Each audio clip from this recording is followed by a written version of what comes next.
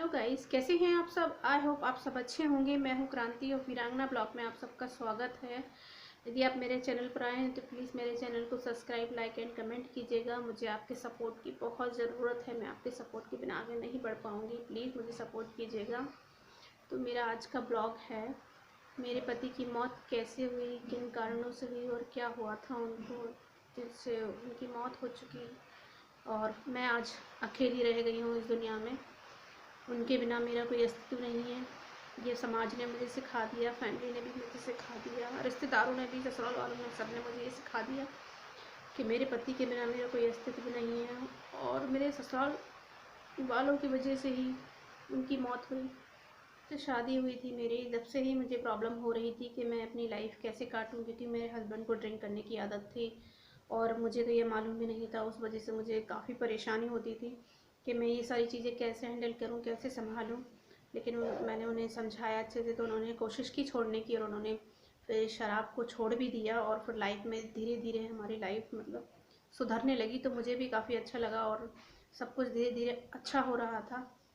इसी बीच हमारे ननद की लड़की की शादी थी, जो उन्होंने दीदी आई थी तो कहने लगी शादी में आना है सब लोगों को। तो फिर हम लोग शादी में जाने के लिए सब लोग रेडी भी हो गए और शॉपिंग भी की, बहुत सारी शॉपिंग की, क्योंकि जो मामा होते हैं उन लोगों को हमारे यहाँ भात ले जाना पड़ता है। तो हम लोग भात लेकर गए। मैंने बहुत सारी शॉपिंग की, साड़ियाँ, सब जितने भी घर के सदस्य थे सब के लिए कपड़े खरीदे, लड़की के लिए पायल और बिछिया भी लिए। इतनी सारी शॉपिंग की और उन्होंने बोला था कि शादी के 3-4 दिन पहले तुम लोगों को आना है। तो हम लोग शादी के 3-4 दिन पहले निकल चुके थे और हम लोग शादी में वहाँ पहुँचे तो सब कुछ अच्छा था, अच्छा लग रहा था। हस्बैंड भी मेरे खुश थे, मैं भी बहुत खुश थी कि अब हम लोगों की लाइफ भी सुधर जाएगी, हम लोग भी एक अच्छी लाइफ जिएंगे। क्योंकि आप समझ सकते हैं जिस घर में ड्रिंक होती है उस घर में एक का माहौल कैसा होता है, कितनी परेशानी होती है उस घर की औरत को। तो मेरी लाइफ भी वैसी ही थी, मुझे भी बहुत प्रॉब्लम होती थी। तो अब जब वो सुधर गए तो मैं बहुत खुश थी, मेरी खुशी का कोई ठिकाना नहीं। वाले दिन रात में हम लोगों ने उन्हें भात पहनाया। हमारे यहाँ जो हम लोग लेकर गए थे उसको भात बोलते हैं। कपड़े दिए, सबके पैर छुए पैसों से। और जो लड़की थी उनको, दीदी को हमने पायल और बिछोड़ी दे दिए थे कि आप पायल शशि को दे देना, उनका नाम शशि था। तो उनकी शादी थी तो हम उनकी शादी में मैं काफ़ी इन्जॉय किया, नाच गाना हुआ उस समय। रात को खाना पीना होने के बाद सब लोगों ने अच्छे से इन्जॉय किया, डांस किया, सब ने किया, हस्बैंड ने भी किया, मेरे खूब डांस किया उन्होंने। और मुझे तो आता नहीं था, उन्होंने मेरे को भी ज़बरदस्ती मतलब डांस करवाया। तो मैं खुश थी, चलो मैंने कहा जैसा आता है कर लेती हूँ। तो मैंने भी किया। फिर अगले दिन शादी थी, सुबह सुबह से। और मेरे हस्बैंड व्रत थे। वैसे कन्यादान माँ बाप लेते हैं, तो हमारे यहाँ 2 कन्यादान होते हैं। एक लड़की के माँ बाप लेते हैं कन्यादान और दूसरा कोई भी ले सकता है कन्यादान, लौट पटाखा कन्यादान बोलते हैं उसे। तो मैं और मेरे हस्बैंड ने व्रत रखा था हम लोगों ने कन्यादान लेने के लिए। तो इस तरीके से मैंने व्रत रखना, मैंने कहा व्रत रख लेते हैं हम दोनों, एक अच्छा पुण्य का काम हो जाएगा। क्योंकि हमारे यहाँ कन्यादान लेना एक बहुत बड़ा पुण्य का काम होता है और लड़की के पैर धो के पीना एक बहुत बड़ा पुण्य होता है। तो हम दोनों ने व्रत रखा, वो भी सुबह से कुछ नहीं खाया और मैंने भी कुछ नहीं खाया। मैंने उनको 1 गिलास गर्म करके दूध दे दिया कि आप ये ले लीजिए, आपको गार्डन में जाना है, ये काम दिखवाना है वहाँ पर। तो बोलने लगी नहीं नहीं बहन जी नहीं, ले लीजिए। तो दीदी भी बोलने लगी हाँ ले लो, नाम लेकर उनका बोलने लगी ले ले, थोड़ा सा ले ले, तो शाम तक रहेगा वहाँ पर, काम दिखवाना पड़ेगा तो टाइम हो जाएगा। तो उन्होंने 1 गिलास दूध ले लिया और वो चले गए। बोलने लगे हाँ मोंटी को अच्छे से तैयार कर देना, शाम को मैं शाम तक आ जाऊँगा, पर देखते हैं साथ में चलते। हस्बैंड भी गार्डन से आ चुके थे। तो मैंने उनसे कहा आप भी तैयार हो जाइए, शाम हो रही है और वहाँ पे भी जल्दी पहुँचना है। तो बोलने लगे हाँ मैं हो जाता हूँ तैयार थोड़ी देर में, तो पहले बेटे को, मोंटी को तैयार कर दो, फिर तो भी हो जाना तैयार, फिर मैं हो जाऊँगा। मैंने नहीं पहले आप हो जाइए उसके बाद मैं हो जाऊँगी। तो बोलने लगे हाँ हाँ ठीक है, मेरे कपड़े निकाल दे। तो मैंने उनको कपड़े निकाल के दे दिए। पर जब मैं उनके पास कपड़े लेकर गई तो उन्हें बोलने लगी पता नहीं मुझे ज़्यादा कुछ अच्छा नहीं लग रहा। मैंने क्या हुआ, कह रहा ऐसा लग रहा कुछ तबीयत सी ख़राब है मेरी। तो मैंने उनको हुआ क्या है, कह रहे पता नहीं कहीं अजीब सीने में दर्द हो रहा है मुझे अजीब सा। मैंने कहा, जब उनकी तबीयत ख़राब हुई तो मैंने उनसे कहा चलिए डॉक्टर के पास चलते हैं और डॉक्टर को दिखाते हैं कि क्या प्रॉब्लम है। कह रहे नहीं ऐसा कुछ नहीं है, मैं ठीक। ऐसा क्यों हो रहा है? तो मैंने कहा शायद सर्दी की वजह से हो रहा हो, क्योंकि नवंबर का महीना था तो सर्दी भी थी अच्छी खासी। तो मैंने कहा आप एक काम कीजिए, स्वेटर पहन लीजिए कोट पैंट के नीचे, तो वो सही रहेगा। तो बोलने लगे हाँ मेरा स्वेटर भी दे देना। तो मैंने उनको येलो कलर का स्वेटर दिया पहनने के लिए, जो मैंने अपने हाथों से बनाया था उनके लिए। स्वेटर मैंने उनको बड़े ही प्यार से बनाया था और येलो कलर का स्वेटर था, मुझे भी बहुत पसंद था। वो स्वेटर उन्होंने पहन लिया और वो भी तैयार हो गए। फिर बोलने लगे तो तैयार हो जा, तो मैंने कहा हाँ मैं तैयार हो जाती हूँ, लेकिन आपकी तबीयत तो ठीक नहीं है। कह रहे नहीं मैं ठीक हूँ, तो टेंशन ना ले, तो तैयार तो हो जा। फिर उनकी तबीयत थोड़ी सी और बिगड़ी तो मेरा मन मुझे अच्छा नहीं लगा। मैंने कहा पता नहीं क्या हो रहा है इनको, क्यों तबीयत ख़राब हो रही है, सब कुछ अच्छा चल रहा है। फिर मुझसे गुस्सा करने लगी, तू जाके तैयार हो जा, सुनती क्यों नहीं है एक बार में। तो मैंने कहा मेरा मन नहीं है तैयार होने का, आपकी तबीयत बिगड़ रही है, पता नहीं क्या हो गया। तो कह रहा ऐसा कुछ भी नहीं है, तू टेंशन ना ले, मैं ठीक हूँ। तो बोलने लगे जाके तू तैयार हो जा। तो बहुत गुस्सा करने लगे। तो मैं उसके बाद मैं जाके तैयार होने लगी और फिर तैयार हो गई। तो मैंने कहा तैयार होने के बाद सब लोग निकल चुके थे, तो ये और हम लोग कुछ लोग और रह गए थे गार्डन जाने के लिए, शादी मैरिज हॉल।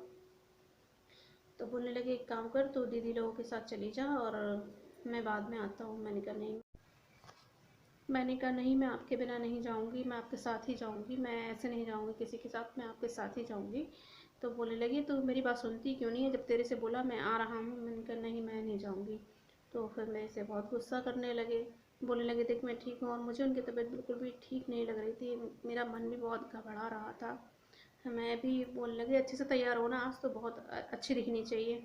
तो मैंने कहा हाँ मैं अच्छे से, बोले मेहंदी लगाई थी तूने, मैंने कहा दिख नहीं रही, मैंने लगाई है, दिखाई मैंने अपने हाथों की। मैंने कहा मेहंदी देखो कितनी अच्छी लग रही है तेरी।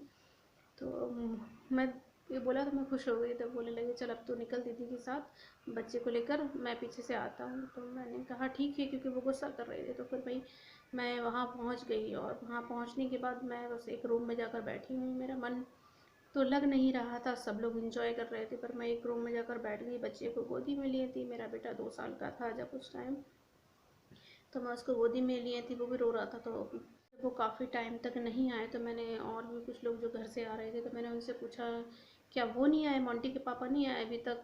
तो बोल रहे नहीं अभी नहीं, अभी आ जाएंगे। फिर और कुछ लोग आए, तो मैंने उनसे पूछा कि मोंटी के पापा नहीं आए। तो बोलने लगे कि पता नहीं उसकी तबीयत ख़राब हो रही है, तो वो लेटा था, कुछ दीदी वगैरह थी, कोई और रिश्तेदार था उनके। तो बोलने लगे वो लेटे हैं, उनकी तबीयत ख़राब है। तो मेरा मन और ज़्यादा घबराने लगा, बहुत ज़्यादा घबराहट हो रही थी मुझे।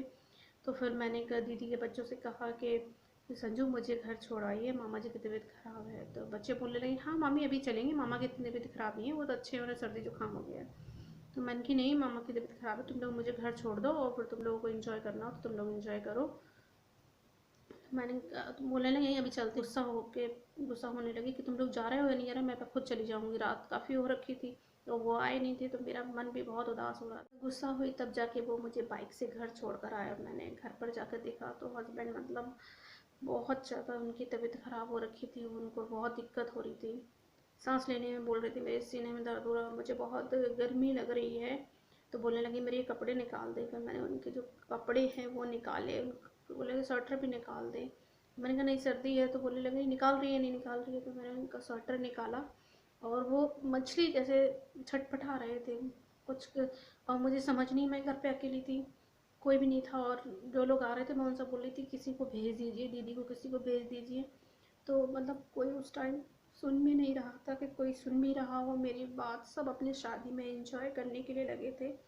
मैंने सबसे विनती की कि प्लीज़ किसी को तो भेज दीजिए, इनकी तबीयत इतनी ख़राब हो रही है, लेकिन किसी ने नहीं सुनी। बहुत टाइम हो गया। फिर कुछ टाइम बाद मैं गुस्सा होके पड़ी किसी से कि तुम लोगों को समझ नहीं आता कि दर्द से कराह रहे थे। तो मुझे बहुत रोना आया, मुझे बहुत ही बुरा लगा। मेरे से बोलने लगे कि तो मैं बचूंगा नहीं, मुझे बचा ले, तो तू परेशान ना होना, अच्छे से रहना। जब बार बार ऐसा बोल रहे मेरा बेटा कहाँ है, तो मैंने बेटे को उनके पास रखा, बुलाया। मैंने कहा बेटा देख पापा बात कर रहे हैं, पापा से बात कर। तो वो उसका हाथ लेकर चूम रहे थे वो बार बार कि मेरा बेटा बॉन्टी को अच्छे से रखना। मैंने कहा तुम कैसी बातें कर रहे हो। मैंने कहा ऐसा कैसे करोगे, मेरा क्या होगा, मैं कैसे जीऊँगी तुम्हारे में। तो मैं ऐसी बात मत करो, तुम अच्छे हो जाओगे, सब कुछ अच्छा हो जाएगा। हम तो बोलने लगे पता नहीं मुझे कोई तो देख नहीं रहा है, मैं कैसे ठीक होऊंगा। मैंने कहा मैं बुलाती हूँ। मैंने फिर गुस्सा किया तो मेरे जेठ जी आए तीसरे नंबर के, तो वो हॉस्पिटल लेकर, मैं बोली मैं भी चलती हूँ हॉस्पिटल, तो मुझे उनके साथ हॉस्पिटल लेने जाया गया। मैंने उनसे बहुत विनती की कि प्लीज़ मुझे ले जाए। मैंने उनसे कहा मैं भी उनके साथ जाऊँगी, मेरी ज़रूरत पड़ेगी, क्योंकि मैं पत्नी हूँ उनकी, मुझे और मेरा साथ होना बहुत ज़रूरी है। तो मेरे जेठ जी ने कहा नहीं ऐसी कोई बात नहीं, हम लोग हैं साथ में, देख लेंगे सब लोग। पर वो नहीं माने और उनको अकेले ही चले गए। तो मेरे जेठ जी मेरे हस्बैंड को लेकर चले गए और मैंने लाख मिन्नतें की उनसे कि मैं भी चाहूँगी, मैं उनकी पत्नी हूँ, मेरी ज़रूरत है उन्हें, लेकिन वो मुझे लेकर नहीं गए और खुद ही चले गए और उनको एडमिट कर कर आ गए। घर आए तो मैंने उनसे कहा कि कैसे हैं वो, तो बोले अच्छे हैं। और बच्चे भी गए थे, ननद की लड़के, उनसे भी कहा कि मामा जी कैसे हैं तुम्हारे, तो बोलने लगे मामी मामा अच्छे हैं, छुट्टी हो जाएगी तो मामा जी घर आ जाएंगे, आप परेशान ना हो। तो सब लोग शादी एंजॉय करने चले गए और मैं घर पर अकेली अपने 2 साल के बेटे को अपनी गोद में लिए हुए बैठी और रोती रही, लेकिन किसी ने मेरी एक ना सुनी। शादी को रात भर उन लोगों ने एंजॉय किया और रात को 3 बजे करीब सब लोग आए और मैं अकेली बैठी बैठी रोती रही। उस समय मेरे पास फ़ोन भी नहीं कि फ़ोन भी हो तो मैं किसी से बात कर। रात को 3 बजे करीब सब लोग आए वहाँ से, मेरे हस्बैंड हॉस्पिटल में ही, मैं घर पे हूँ। मेरा भाई आया, मैंने उससे कहा तो जीजा जी को देख कहाँ है वो, तो बोलने लगा कहाँ पर है दीदी, मुझे नहीं पता, मेरे भाई को भी नहीं पता था, उनकी तबीयत खराब। मैंने उससे कहा तू जाकर देख, तो मेरा भाई गया हॉस्पिटल रात को 2 बजे देखने के लिए और वहाँ जाके डॉक्टर ने बताया कि आप कौन हो, तो मेरे भाई ने बोला मैं उनका साला हूँ। तो बोलने लगे तुम कैसे रिश्तेदार हो, अपने जीजा जी का ख्याल नहीं रख सकते। तो बोलने लगे मुझे जानकारी नहीं है कि तबीयत खराब है मेरे जीजा जी। डॉक्टर ने बोला वो ये क्रांति और मोंटी कौन है, उनको बहुत बुला रहा था बंदा, बहुत मेरे बीबी बच्चे मेरे क्रांति और मोंटी को बुला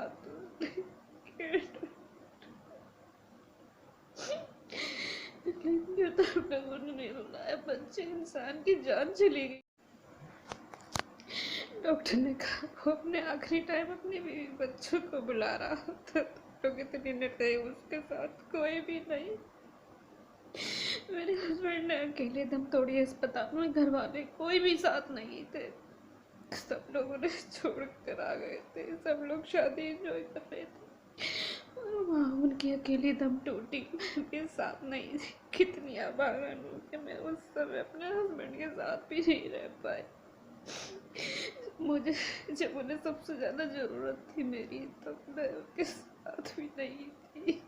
मुझे इस चीज़ का अफसोस होता है, मेरी कोई नहीं सुनता। मैं घर में सबसे छोटी थी ना, इसलिए किसी ने मेरी नहीं सुनी। मैं जब भी पूछूँ ये कह देते थे हाँ अच्छी है, वो अच्छी है, बस यही।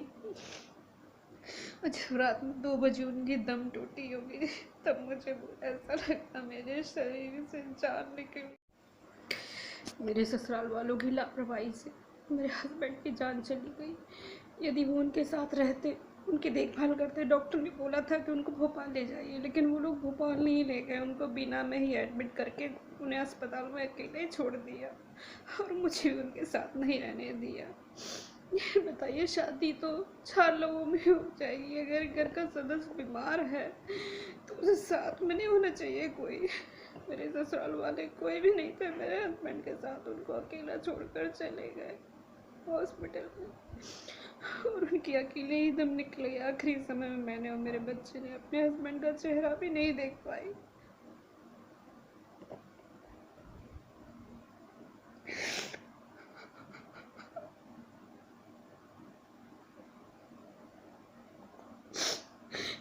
उन लोगों की वजह से मेरे हस्बैंड की जान चली गई, अगर वो लोग ऐसा करते तो कभी